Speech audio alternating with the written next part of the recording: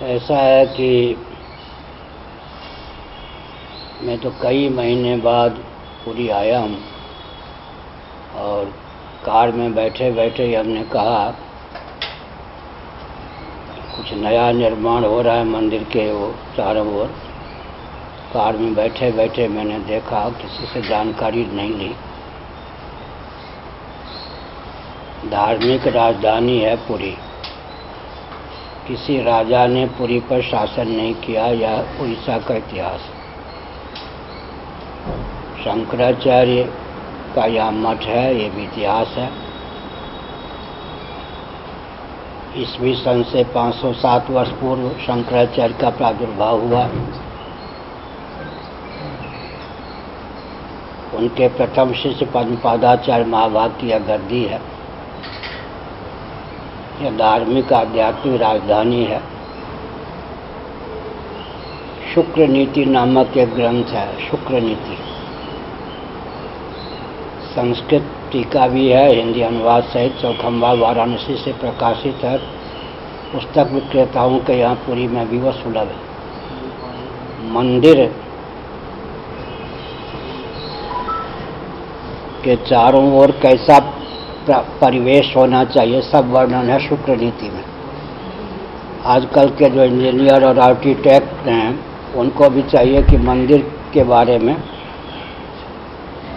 वो जानकारी प्राप्त करें उस ग्रंथ का अध्ययन करके।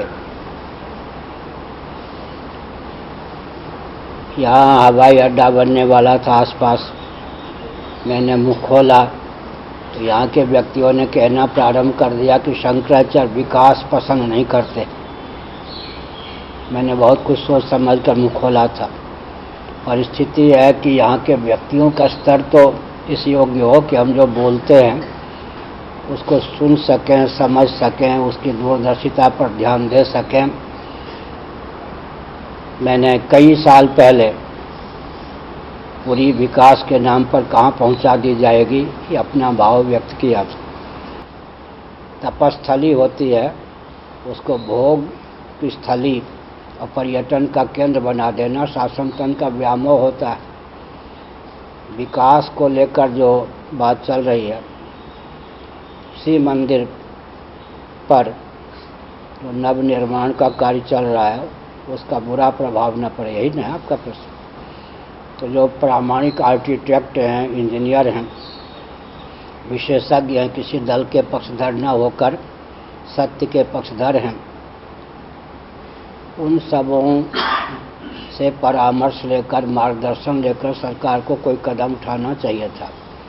यहाँ आने पर जो मुझे जानकारी अब तक प्राप्त हुई वह यह हुई कि आर्किटेक्ट जितने हैं उनका कहना है जो हो रहा है उससे मंदिर पर आघात अवश्य पड़ेगा, क्षतिग्रस्त मंदिर अवश्य होगा। अगर ऐसी बात है तो अनुचित काम हो रहा है। दूसरी बात है कि मंदिर के चारों ओर ऐसे भवन हो कि मंदिर की शोभा ही ढक जाए, वो भी उचित नहीं है। इसलिए मैंने कहा शुक्र नीति में देवस्थान के चारों ओर कैसा परिवेश वातावरण होना चाहिए, कितना रिक्त स्थान होना चाहिए, कहाँ बाग होना चाहिए, कहाँ क्या होना चाहिए, विस्तार पूर्वक वर्णन। एक बार आप भी पढ़ लेना शुक्र नीति। उसको समझ करके ही आर्किटेक्ट इंजीनियर का भी काम है। देवस्थान को लेकर जो हमारे शास्त्रों में दिशा दी गई है उसका अध्ययन करके, अनुशीलन करके ही काम होना चाहिए। और शासन तंत्र बहुत चतुर है यहाँ का। सावन भादमे में यहाँ रहता हूँ, उस समय कोई कदम नहीं उठाता। जब मैं यात्रा पर होता हूँ तभी इस प्रकार का कदम शासन तंत्र उठाता है, क्योंकि मैं तो पुरी में आऊँगा, छानबीन करूँगा, वस्तुस्थिति की जानकारी प्राप्त करूँगा, तब मुँह खोलूँगा। शासन तंत्र चतुराई का परिचय देता है। जब मैं बाहर होता हूँ तो इस प्रकार का विकास के नाम पे कदम उठाता है। किसी भी तरह मंदिर के बनावट पर भविष्य में भी वर्तमान में भी आघात न पहुँचे और मंदिर ढक न जाए। उसके चारों ओर ऐसा कुछ नहीं होना चाहिए जिससे मंदिर दूर से दिखाई न पड़े। क्या मैंने कहा आगे। गुरुजी एक ही बात है कि जब विकास का काम हो रहे थे इस टाइम आपको पूछताछ किया है शासन तंत्र ने? कुछ नहीं, स्वप्न में भी नहीं। हमसे पूछताछ कभी नहीं किया इस समय में, कुछ नहीं। क्यों आपका जब अनुपस्थित है इस टाइम प्रशासन क्यों काम कर रहे थे? ये उनसे पूछिए ना कि शंकराचार्य जो हैं, शासन तंत्र को मालूम है कि शंकराचार्य जो है विवेक पूर्वक मुँह खोलेंगे। जब उनको सारी स्थिति का ज्ञान होगा तब तो मुँह खोलेंगे। तो बाहर हम होते हैं तो शासन तंत्र को अवसर मिल जाता है, इस समय मुँह खोलेंगे नहीं। हमको जो करना है कर दें। मुझे एक बात है कि आप खुद आप जाके दिखाए, आपका मंदिर असुरक्षित रह गया जो काम के वजह से? ऐसा है ना कि इस विषय के जो विशेषज्ञ हैं आर्किटेक्ट, वो भी मेरे सामने आवे, आप भी हों, क्योंकि आप पत्रकार ये सब बाद के हैं। पहले आप पुरी के नागरिक हैं, देवस्थान के भक्त हैं, भगवान के भक्त हैं, पहले आप ही हैं। पत्रकारिता तो जीविका है आपकी। हमने संकेत कि आप भी हों, विशेषज्ञ लोग भी हों, उनकी बात हम सुने। आर्किटेक्ट भी दो प्रकार के होते हैं इंजीनियर। एक वो होते हैं जिनको मंदिर के बारे में कुछ जानकारी नहीं, इसलिए मैंने कहा आर्किटेक्ट भी मेरे पास तब आवे, इंजीनियर तब आवे। शुक्र नीति में मंदिर के चतुर्दिक कैसा परिवेश वातावरण होना चाहिए विस्तार पूर्वक वर्णन है। यहाँ से भी वो पुस्तक प्राप्त है, हमारे यहाँ भी तो है ये दुकान में संस्कृत की पुस्तक जो बेचने वाले हैं। शुक्र नीति में देवस्थान का स्वरूप क्या हो, चारों ओर कैसा परिवेश हो, सब वर्णन है। उसको यहाँ के आर्किटेक्ट पढ़ के आवे। मंदिर संबंधी उनको जानकारी नहीं होती, आधुनिक आर्किटेक्ट को। देवस्थान संबंधी जितनी सामग्री है एक चैप्टर में एक अध्याय मिल जाएगा मेरे पास। वो लोग अपना भाव व्यक्त करें, फिर मैं भी करूं। अभी तो यही है, मैं तो दो बात कहता हूं। एक, मंदिर पर भविष्य में या इसी समय से कोई आघात न पहुंचे, क्षतिग्रस्त न मंदिर हो, मंदिर की नींव पर, मंदिर पर प्रभाव न डाले। दूसरी बात, मंदिर ढक न जाए। चारों अगर 3-3, 4-4 मंजिल के भवन बनने लगेंगे तो मंदिर की शोभा ढक जाएगी। इसलिए मंदिर के चतुर्दिक जैसा बाग माने बगीचा हो, खाली जगह हो, इन सब को ध्यान में रखकर ही विकास के नाम पर कोई कदम होना चाहिए। और उसमें धार्मिक क्षेत्र, आध्यात्मिक क्षेत्र का तो न्यायाधीश में हूँ, शंकराचार्य होते हैं। केवल पुरी का ही नहीं, कम से कम 1/4 विश्व का, 1/4 विश्व का, भारत का तो ही, नेपाल का भी। तो कम से कम धार्मिक आध्यात्मिक नगरी है और यह पूरी पीठ की राजधानी है। यहाँ किसी राजा की राजधानी पूरी नहीं रही है, पूरी पीठ शंकराचार्य की राजधानी। इसका मतलब हमारे अधिकार क्षेत्र में है। तो हमसे परामर्श लिए बिना, मार्गदर्शन लिए बिना, योजना को प्रस्तुत किए बिना इस प्रकार का जो काम हुआ है उचित नहीं है, अनुचित है और अदूरदर्शितापूर्ण है। इससे ज़्यादा क्या करना। गुरुजी, जो मुरानी पानी ने 2019 में 18 में केस किया था श्री मंदिर संस्कार के बारे में, और उसके बाद सुप्रीम कोर्ट ने डायरेक्शन दिया था कि सब काम ऐसे ही करना है, टॉयलेट वगैरह करना है और पवेलियन करना है, वेटिंग हॉल करना है। ये तो सुप्रीम कोर्ट के गाइडलाइन के मुताबिक हो रहा है। तो हो रहा है ये तो हमें नहीं मालूम सुप्रीम कोर्ट के गाइडलाइंस के अनुसार हो रहा है या नहीं। पहली बात यह है, आप कह रहे हैं ना उनके वकील होकर।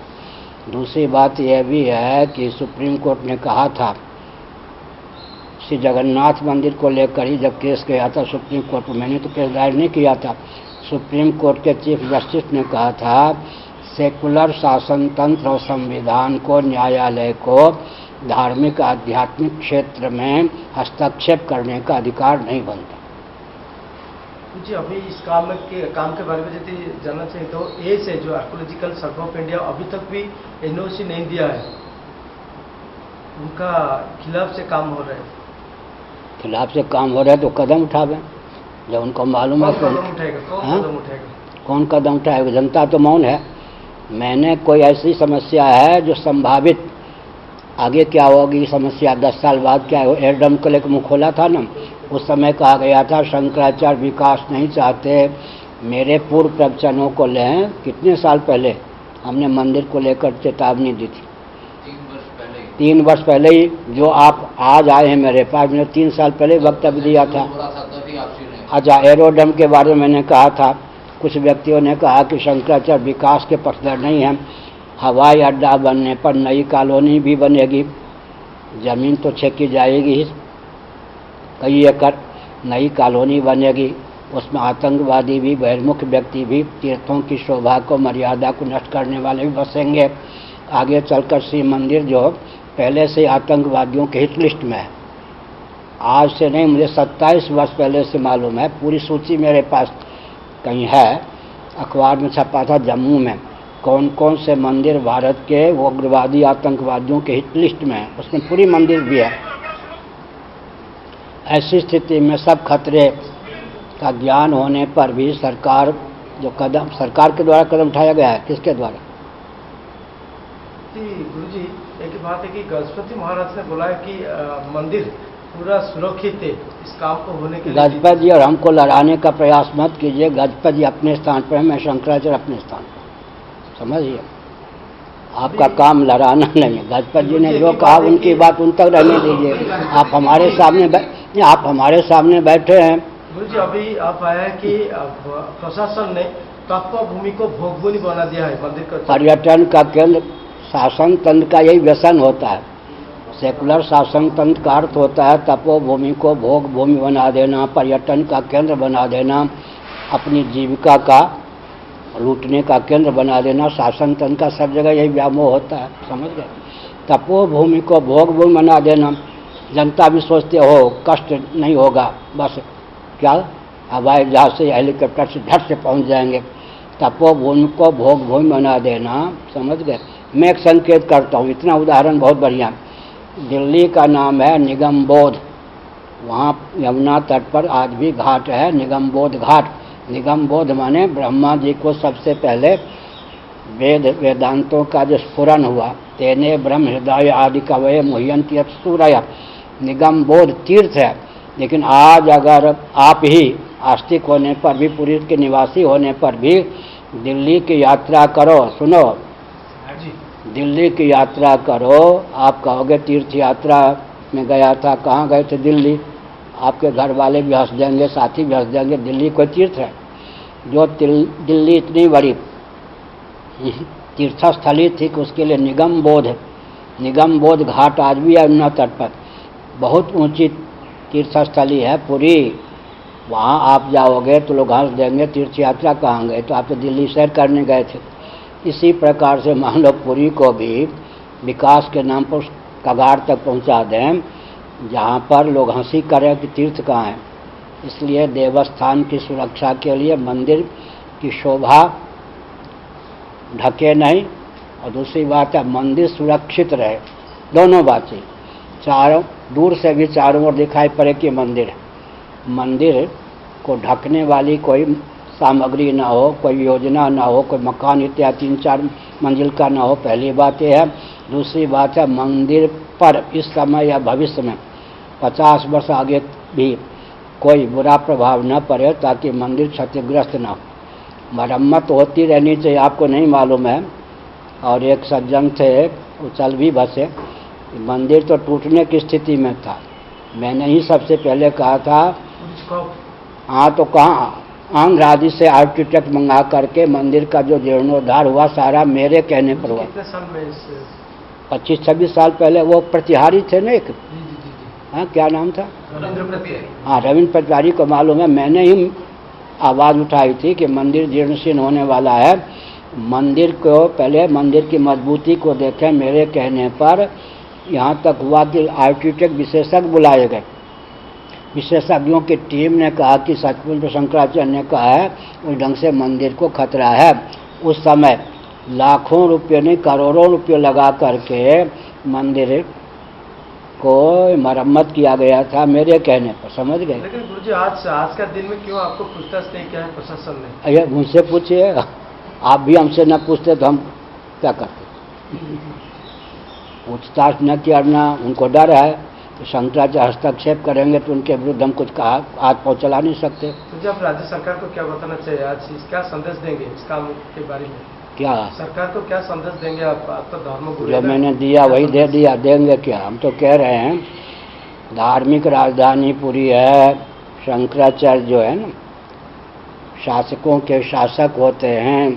किसी राजा की राजधानी पुरी नहीं रही है, यह शंकराचार्य की राजधानी है। यहाँ कोई भी इस प्रकार का कदम हो तो हमसे पूछना चाहिए, और हम आंख मूंद करके कोई निर्णय लेने वाले नहीं हैं। विशेषज्ञों से परामर्श लेकर उनकी बात को सुनकर ही निर्णय लेने वाले हैं। हम किसी पार्टी के नहीं हैं कि सरकार का आंख मूंद के विरोध करें या आंख मूंद के समर्थन करें। न हम समर्थन करने वाले न विरोध। हम विवेक का समादर करके मुंह खोलते हैं। शासन तंत्र ने त्वरा का, जल्दी का परिचय दिया है। मेरी अनुपस्थिति में इस प्रकार का कदम इसलिए उठाया कि बन ही जाएगा तो शंकराचार्य क्या तोड़वाने आएंगे। इससे ज़्यादा क्या बोल, हो गया ना।